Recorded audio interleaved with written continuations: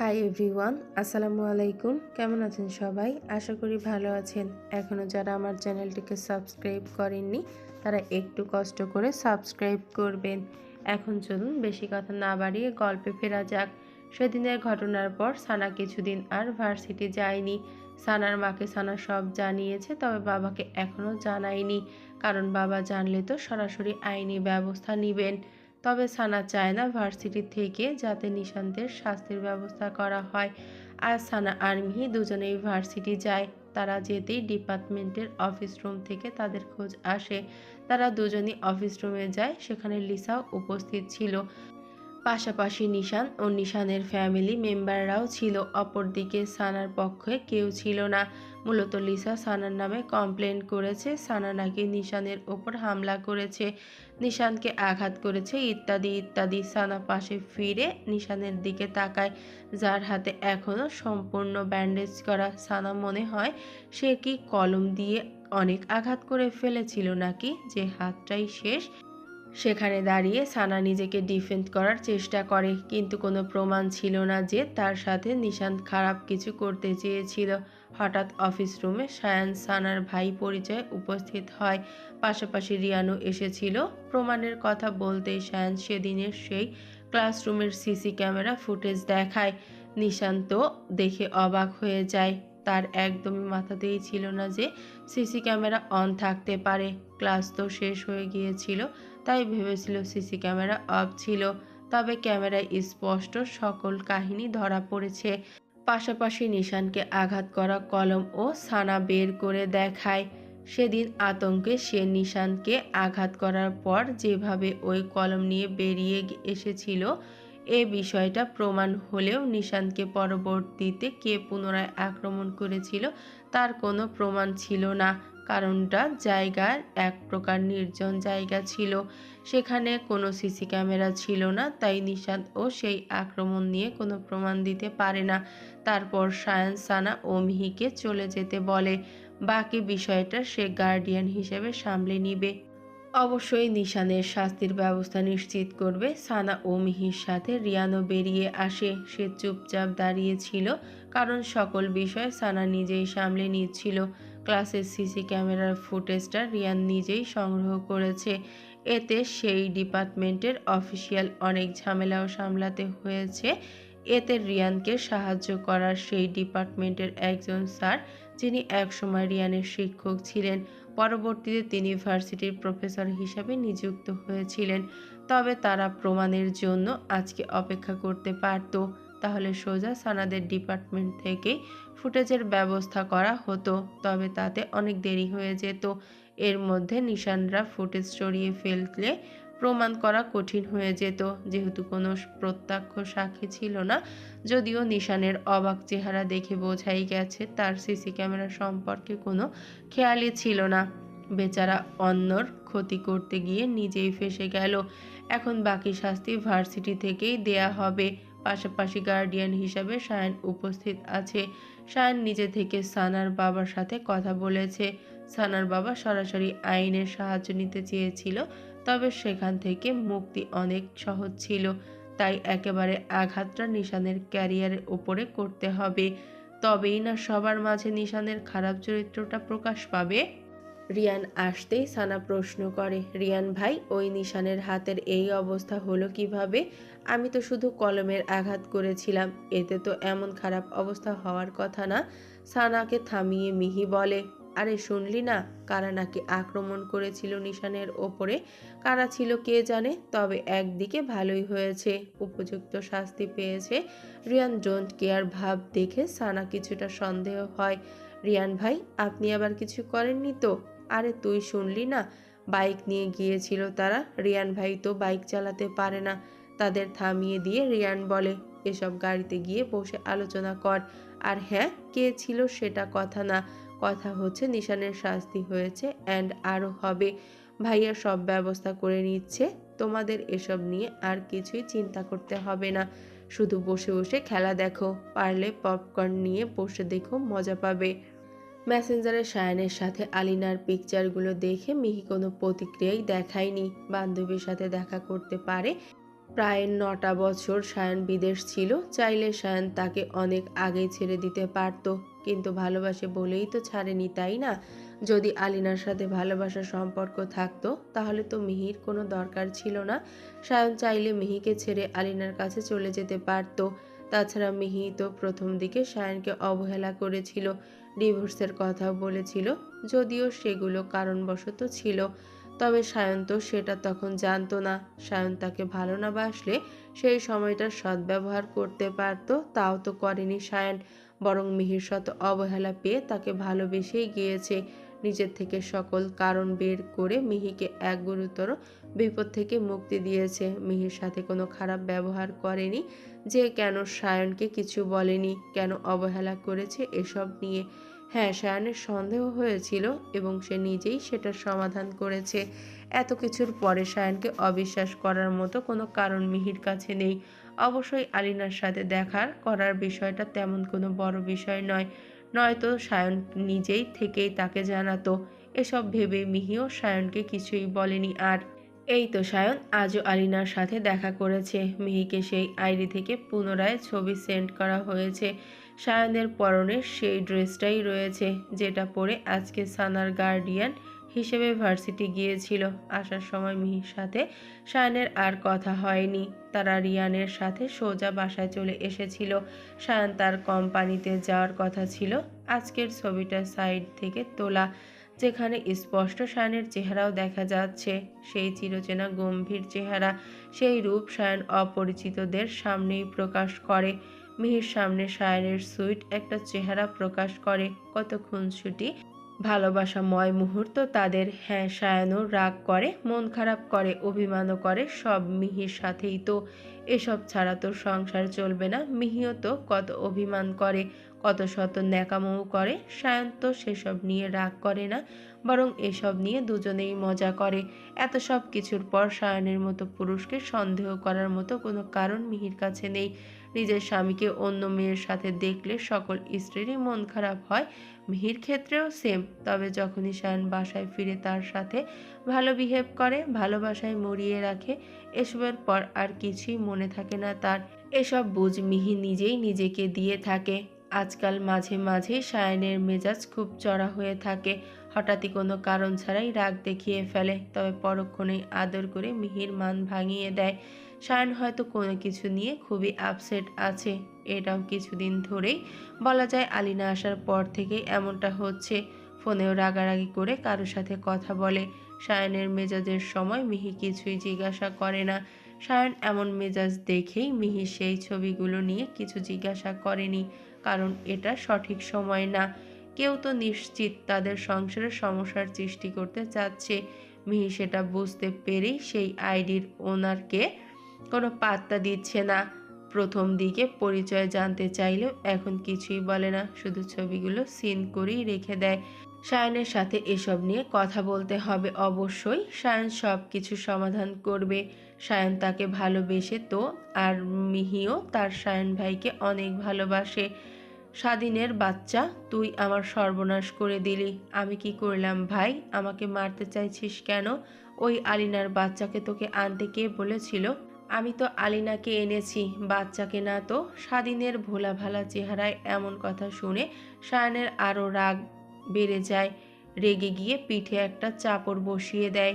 স্বাধীন ব্যথায় পিঠ বাঁকিয়ে নিয়ে বলে, আমাকে মারছিস কেন? আমি কি জেজে পড়ে এনেছি নাকি? নিজে থেকেই তো নেচে নেচে চলে এসেছে। আমি তো শুধু তোর ঠিকানাটাই দিয়েছিলাম।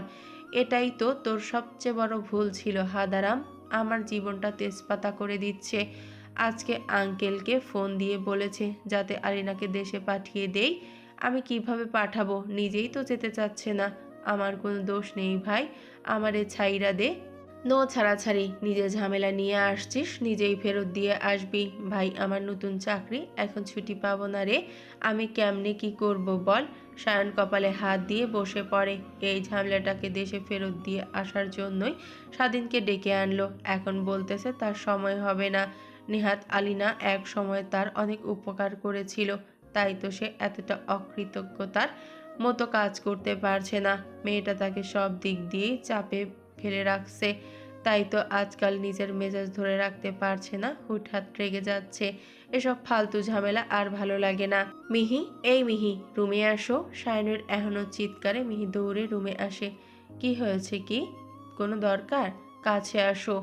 মিহি একটু কাছে যেতে সায়ন মিহিকে টেনে নিজের কোলে বসিয়ে দেয়। তোমাকে অনেক মিস করছিলাম, প্রতিদিনই একসাথে আসি, তারপরও কিসের মিস করা? ও তুমি বুঝবে না। এমন কথাতে মিহি কিছুটা ভ্রু কুঁচকে বলে, শুনেছি স্বামীরা কোনো ভুল করলে স্ত্রীর সাথে ভালো ব্যবহার করা শুরু করে, যাতে পরবর্তীতে নিজের দোষ ঢাকা যায়। আপনিও কোনো ভুল করে এসেছেন নাকি? তবে মিহির কথায় সায়ন কোনোরূপ রিয়াকশন দেয় না, উল্টো পিছন থেকে মিহির ঘাড়ে মুখ গুজে স্বাভাবিক কণ্ঠে বলে, আমি আবার কি ভুল করব? ভুল না করলে হঠাৎ এত ভালোবাসা দেখাচ্ছেন যে? আমি তো এমনিও তোমাকে অনেক ভালোবাসি, এই নিয়ে কি তোমার সন্দেহ আছে নাকি? তাহলে হঠাৎ এত সুন্দর করে তুমি করে বলছেন কেন?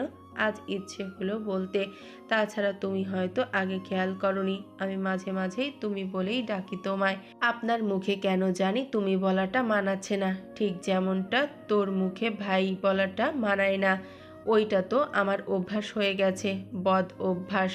হুম, বদ অভ্যাস বল। আমি চাই না আমার সন্তানেরা আমায় মামা বলে ডাকুক। আজব, তারা আপনায় মামা বলে ডাকবে কেন? বাচ্চার মা যদি ভাই বলে ডাকে তাহলে তারাও তো মামা বলেই ডাকতে চাইবে, তাই না? বাচ্চা হলো কবে? আগেই আপনি এত কি ভেবে বসে আছেন? তো বলছিস বাচ্চাকে আগে আনতে হবে, তাই তো? কখন বললাম আমি? বুঝি বুঝি, সরাসরি না বলে ঘুরিয়ে পেঁচিয়ে সেটাই বোঝাচ্ছিস। যা, তোর চাওয়াকে মেনে নিচ্ছি, খুব শীঘ্রই আমার ছোট্ট ভার্সন আনার ব্যবস্থা করছি। নিজের ইচ্ছা আমার উপর ঠেলে দিচ্ছেন, তাই তো? বুঝতেই যখন পারছিস তাহলে অভিনয় করছিস কেন? মিহি কথা ঘুরিয়ে সায়নকে জিজ্ঞাসা করে, আচ্ছা, ভার্সিটিতে কি হলো আজ? সেটা তো জানা হলো না। নিশান্তকে ভার্সিটি থেকে বের করে দেয়া হবে, তাছাড়া পুলিশের সাথে যোগাযোগ করা হয়েছে, আর কোনো ক্ষতি করতে পারবে না। এবারের মতো ছাড় দিলেও সে পরবর্তীতে আবারও এই ভুল করলে তাকে আর ছাড় দেয়া হবে না। যাক, সব তাহলে ভালোই হয়েছে। তাছাড়া সেই বাইকারদেরকেও ধন্যবাদ, নিশান্তকে আচ্ছা মতো শায়েস্তা করে দিয়েছে। হঠাৎই মিহিকে থামিয়ে সায়ন বলে, তুই তো এসব বলে আমাকে ভোলানোর চেষ্টা করছিস, আমি কিন্তু আর ছাড় দিচ্ছি না। আমার কিন্তু একটা লিটল পরি চাই, তার মাম্মামের মতো কিউট একটা পরি। একজনকে যে খুব তাড়াতাড়ি ফুপি হওয়ার সুসংবাদ দিতে হবে। সায়নের শেষ কথাটা মিহি স্পষ্ট শুনলেও কিছু বলে না। তার বিশ্বাস সায়ন যা করবে তা ভালোর জন্যই করবে। লোকটাকে সে মোটেও সন্দেহ করতে চায় না, বরং সারা জীবন ভালোবাসায় মুড়িয়ে রাখতে চায়। মাঝখানে পেরিয়ে গেছে বেশ কয়েকটা দিন। আজ সকালে বাসায় বাবার পাশে মিসেস সুলতানাকে দেখে মিহি অবাক হয়ে যায়। সেদিনের অনুষ্ঠানে মিসেস সুলতানাকে দেখেছিল মিহি, তাই চিনতে পেরেছে কোনো এক কারণবশত সায়নের আজ অফিস যায়নি। মিসেস সুলতানাকে চাচ্চুর সাথে আসতে দেখে সে এগিয়ে যায়। মিসেস সুলতানা, আপনি হঠাৎ? কেন আসতে পারি না আমি? তা পারেন, তবে হঠাৎই চাচ্চুর সাথে আপনাকে দেখে একটু অবাকই হয়েছি বলতে পারেন। সেটা স্বাভাবিক। তোমার ফুপু কোথায় আছেন? ফুপু? উনি ওনার রুমেই আছেন, একটু ডেকে দিবে? দরকার ছিল ওনাকে। মিসেস সুলতানা এমন কথা সবাই অবাক হয়ে যায়। হঠাৎই এসে শিউলিকে খুঁজছেন কেন? শিউলির সাথে তো ওনার কোনো যোগাযোগ থাকার কথা না। মিসেস সুলতানাকে বসতে দিয়ে আসমা চৌধুরী নাস্তার ব্যবস্থা করতে থাকেন। যতই হোক মেহমান তো। মিহি নিজেও আসমা চৌধুরীর সাথে রান্নাঘরে আছে, তবে একটু তো খটকা লাগছেই। বাবার সাথে মিসেস সুলতানার কি সম্পর্ক থাকতে পারে? মিসেস সুলতানাকে নাস্তা পানি দিয়ে বেশ সমাদর করা হয়। তারপর মিহি গিয়ে শিউলিকে ডেকে নিয়ে আসে। ড্রয়িং রুমে এসে মিসেস সুলতানাকে দেখেই শিউলি থমকে যায়। ওনার চোখে পানি চলে আসে। অশ্রুসিক্ত চোখে আমিনুল চৌধুরীর দিকে তাকায়। বোনকে এভাবে তাকাতে দেখে তিনি নীরবে মাথা নাড়ায়। শিউলি গিয়ে সোজা মিসেস সুলতানার হাত ধরে অপরাধ বোধ কান্না করে দেয়। আমাকে মাফ করে দেন আপা, আমি জানতাম না কিছুই। আপনাকে নিয়েও অনেক কটু কথা বলে ফেলেছি, আমি অনেক অনুতপ্ত। আমি ক্ষমা চাইছি। শিউলি, কান্না করবে না, মানুষ মাত্রই ভুল হয়। তোমার ভুল ভেঙেছে দেখেই আমি খুশি হয়েছি। আর মনের অপরাধ বোধ রাখবে না। তাদের কথা শুনে বাকিরা কেউ কিছু বুঝতে পারছে না। বাবাকে একপাশে চুপচাপ দাঁড়িয়ে থাকতে দেখে মিহির বাবার পাশে এসে দাঁড়ায়। মিহিকে জিজ্ঞাসাবোধক দৃষ্টিতে তাকিয়ে থাকতে দেখে আমিনুল চৌধুরী মৃদু হেসে মিহির মাথায় হাত বুলিয়ে দেয়। সাইমন চৌধুরী জিজ্ঞাসা করেন, আপনারা কি নিয়ে কথা বলছেন? আমরা তো কিছুই বুঝতে পারছি না, একটু খোলসা করে বলবেন প্লিজ। মিসেস সুলতানা বলেন, আপনারা নিশ্চয়ই অবাক হচ্ছেন। আমিনুল সাহেবের থেকে সব শুনে আমি অবাক হয়ে গিয়েছিলাম। আমার কারণে কত বড় ভুল বোঝাবুঝি হতে যাচ্ছিল, আমি আজ সেটারই সমাধান দিতে এসেছি। সায়ান বলে, সুলতানা ম্যাম, একটু বুঝিয়ে বলুন আমাদের, এমন কি কিছু হয়েছে যা আমরা জানি না? ইয়েস মাই সান। তো শুরুতেই আমার বিষয়টা বলি। আমাদের কোম্পানির সাথে তোমাদের কোম্পানির যখন প্রথম ডিলটা হয়েছিল, সেটা তো তখন আমিনুল সাহেবই দায়িত্বে ছিলেন। সেই সময়টাতে আমার লাইফে অনেক বড় একটা পরিবর্তন এসেছিল। আমার ডিভোর্স হয়ে যায়, তার পরপরই আমার একমাত্র মেয়ে অসুস্থ হয়ে পড়ে। ডাক্তার দেখিয়ে জানতে পারি মেয়েটার হার্টে ছিদ্র ধরা পড়েছে, অপারেশন করতে হবে। তবে আমার চাকরির বয়সও কম ছিল, পর্যাপ্ত টাকারও অভাব ছিল, চারিদিক দিয়েই আমি বিপদে পড়ে যাই। সেই সময়টাতে আমার আমিনুল সাহেবের সাথে দেখা হয়। তিনি একসময় আমার ভার্সিটির সিনিয়র ছিলেন। এতদিন পর ওনাকে দেখে আমি চিনে ফেলি। ওনার সাথে আমার ব্যবসায়িক সূত্রে টুকটাক যোগাযোগ হতে থাকে। একসময় আমি মানসিকভাবে এতটাই ভেঙে পড়ি যে আমি বাধ্য হয়ে ওনাকে সব জানাই। মেয়েটা আরও অসুস্থ হয়ে পড়েছিল। সেই সময় আপনাদের কোম্পানিও শুরুর দিকে ছিল। তখন আমার মেয়েকে বাঁচাতে আমিনুল সাহেব টাকা দিয়ে সাহায্য করেন। ওনার সহায়তায় আমার মেয়েটার অপারেশন করাই আমি। এতটুকু বলে মিসেস সুলতানা থেমে যান। ওনার কথাগুলো বাকিরা চুপচাপ শুনছিল। তিনি আবারও বলা শুরু করেন, এখন হয়তো আপনারা ভাবছেন তিনি এত টাকা কোথায় পেলেন। সেই সময়টাতে আমার মানসিক অবস্থা একদমই ভালো ছিল না। ওনার থেকে টাকা পেয়েই আমি মেয়ের চিকিৎসা করিয়ে ফেলি। তবে আমি জানতাম না যে সেই টাকাগুলো বিজনেসের ইনভেস্ট করার জন্য ছিল। মিসেস সুলতানার শেষ কথাটা শুনে সাইমন চৌধুরী অবাক হয়ে ভাইয়ের দিকে তাকায়। তিনি আমিনুল চৌধুরীকে জিজ্ঞাসা করেন, তাহলে সেই সময়ে ইনভেস্টের টাকাটা এসেছিল কোথা থেকে? আমাদের কারো কাছে তো বাড়তি কোনো টাকা ছিল না, এক প্রকার শেষ সম্বল ছিল সেটা। আশার আব্বু টাকাগুলো দিয়েছিল। শিউলির কথায় সবাই শিউলির দিকে তাকায়। শিউলি আবার বলে, টাকাগুলো আশার আব্বুই দিয়েছিল। সেই সময়টাতে আশার আব্বুর বিজনেসটা বেশ ভালোই চলছিল, ভালোই লাভ হয়েছিল। তিনি টাকাগুলো ছোট ভাইজানকে দিয়েছিলেন, তাই আর কোনো ঝামেলা হয়নি তখন। সায়ান এবার প্রশ্ন করে, সব বুঝলাম, এখানে তো আর কোনো ঝামেলা দেখছি না। তবে আপনি কান্না করছিলেন কেন ফুপু?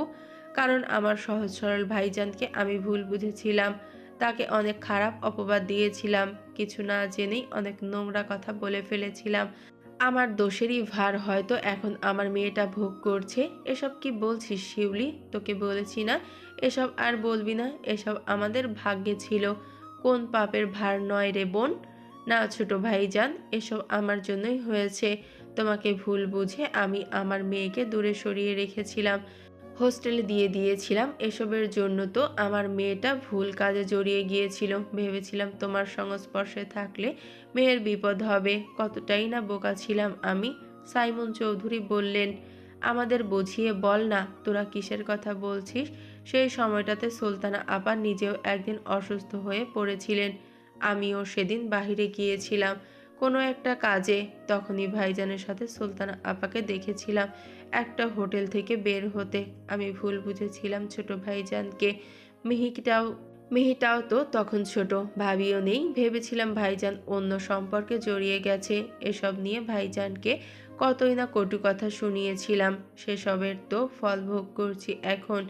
মিসেস সুলতানা পুনরায় বলেন, মেয়ের পেছনে দৌড়তে দৌড়তে আমি নিজেও অসুস্থ হয়ে গিয়েছিলাম।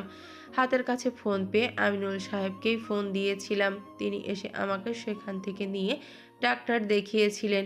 কাছের বলতে আমিনুল সাহেবকেই তখন মনে হয়েছিল। আমার মেয়েটাকেও তিনি নিজের মেয়ের মতোই দেখেছিলেন। আমিনুল সাহেব না থাকলে না জানি আমার মেয়েটার কি অবস্থা হতো। এসব বলবেন না, সব আল্লাহর ইচ্ছা। তিনি চেয়েছিলেন বলেই সুই মামুনি এখনো আমাদের মাঝে সুস্থ আছে। মিসেস সুলতানা নিজেও কৃতজ্ঞতা জানান। তারপর আরও কিছুক্ষণ তিনি কথাবার্তা বলে চলে যান। মেয়ে তার কলেজে পড়ে এখন। মেয়েকে কলেজে দিয়েই তিনি এখানে এসেছিলেন। এখন মেয়েকে নিয়ে তিনি বাসায় যাবেন। একজন সিঙ্গেল মাদার হিসেবে তিনি নিজের দায়িত্ব সঠিকভাবেই পালন করেছেন। তাদের মা মেয়েকে নিয়েই তাদের সুখের সংসার। মিসেস সুলতানা চলে যেতেই আমিনুল চৌধুরী শিউলির দিকে তাকিয়ে বললেন, শিউলি, তোদের পাওনা টাকাটা আমি শীঘ্রই ফেরত দিয়ে দিব। না ভাইজান, আমাদের আর চাই না সেই টাকা। যেই টাকা একটা বাচ্চার সুস্থতায় ব্যবহৃত হয়, সেই টাকাটা আর ফেরত চাই না আমি। আমাদের তো এমনিতেও ভালোই চলছে। তুই না চাইলে তো হবে না, আশার ভবিষ্যতের কথাও তো ভাবতে হবে। সেই টাকাটা আশার প্রাপ্য টাকা। আমারও তো সেই টাকাটা চাই না মামা। বাসার দরজায় তাকিয়ে আশাকে দেখে সবাই অবাক হয়ে যায়। তারা কেউই জানতো না আশা চলে আসবে। শুধু সায়ান রিয়ান জানতো। এমনকি রিয়ানি গিয়ে আশাকে নিয়ে এসেছে এখন। শিউলি বেগম তো মেয়েকে দেখেই অঝরে কান্না করে দেন। মায়ের কান্না তো আর মেয়ের সহ্য হয় না। আশা এগিয়ে এসে মাকে জড়িয়ে ধরে বলে, আম্মু, আমি চলে এসেছি তো, আর কান্না করবে না। আমি একদম সুস্থ হয়ে গিয়েছি দেখো। মাকে শান্ত করে আমিনুল চৌধুরীর দিকে তাকিয়ে বলে, মামা, আমি আরো আগেই এসেছি। দরজায় দাঁড়িয়ে সব শুনেছি। সেই টাকা আমারও চাই না মামা। শুধু তোমাদের কোম্পানিতে আমাকে একটা চাকরি দিয়ে দিও। সেটা দিয়ে আমি মাকে নিয়ে জীবন চালিয়ে নিব। নিজেকে খুব বড় মনে করতে শুরু করেছিস নাকি? তোর মামারা থাকতে তোর কিসের চিন্তা রে? তুই এখনো আমাদের মেয়ে আছিস, মেয়েই থাকবি। আমার একটা মেয়ের পাশাপাশি এই মেয়ের দায়িত্ব আমি সঠিকভাবেই পালন করতে পারবো। তুই শুধু তোর পড়ালেখা চালিয়ে যা। সাইমন চৌধুরী বলেন, তোর দুই মামা থাকতে তোকে আর কোনো চিন্তা করতে হবে না আশা। তোরা মা মেয়ে আমাদের পরিবারেরই অংশ। তোদের ছাড়া তো আমাদের পরিবারটা অসম্পন্ন থেকে যাবে। মামাদের ভালোবাসা অনুভব করতে পেরে আশা খুশিতে কান্না করে দেয়। সে এই ভালোবাসা এতদিন কেন টের পেল না? আসমা চৌধুরী এগিয়ে আসতেই আশা তাকেও জড়িয়ে ধরে কান্না করে দেয়। মামি, আমি না ভালো হয়ে গেছি। আমি আর তোমার সাথেও খারাপ ব্যবহার করব না। আমি এখন বুঝি তো তুমি আমার ব্যবহারে কতটা কষ্ট পেতে। আমায় ক্ষমা করে দিও মামি। আরে বোকা মেয়ে, মায়ের কাছে মেয়ের ক্ষমা চাইতে নেই। মায়েরা এসব মনে রাখে না। তুই এখন আমাদের কাছে চলে এসেছিস, এতেই আমি খুশি। আশা এতক্ষণ সবার সাথে কথা বললেও মিহিকে দেখতে পায় না। আশেপাশে তাকিয়ে দেখে মিহি সায়ানের কাছেই চুপচাপ দাঁড়িয়ে আছে। আশা কিছুটা এগিয়ে মিহির দিকে তাকিয়ে বলে, এখনো দূরে থাকবি আমার থেকে? আপুর কাছে আসবি না? আপু তো অনেক ভুল করে ফেলেছে তোর সাথে। আমাকে ক্ষমা করবি না? মিহি কান্না ভেজা কণ্ঠে বলে, এভাবে বলো না আপু। আমি তো সব ভুলে গেছি। তুমিও এসব আর মনে রেখো না। একটু আপুকে জড়িয়ে ধরবি। মিহি আর নিজেকে আটকাতে পারে না। দৌড়ে এসে আশাকে জড়িয়ে ধরে কান্না করে দেয়। আমি তোমাকে অনেক মিস করেছি আপু। তুমি তো আমার বড় আপু, তাই না? তোমাকে আমি অনেক ভালোবাসি তো। আগে সব ভুলে যাও। আমিও মনে রাখিনি, সব ভুলে গেছি। আশা নিজেও কান্না করতে করতে মিহির মাথায় হাত বুলিয়ে দিতে থাকে। এতদিন তো বুঝিনি।